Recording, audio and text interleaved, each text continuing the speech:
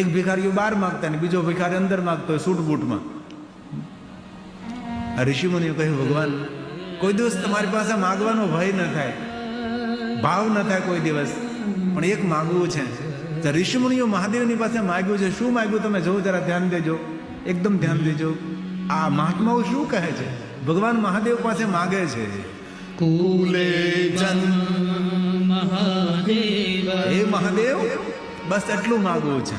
કેટલું સરસ માગ્યું છે, કુલે મમ મહાદેવ.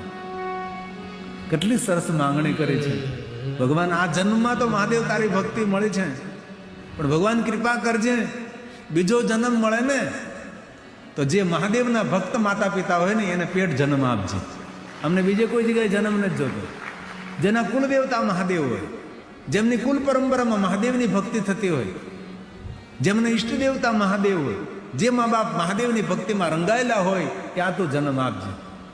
કેવી સરસ માંગણી કરી છે.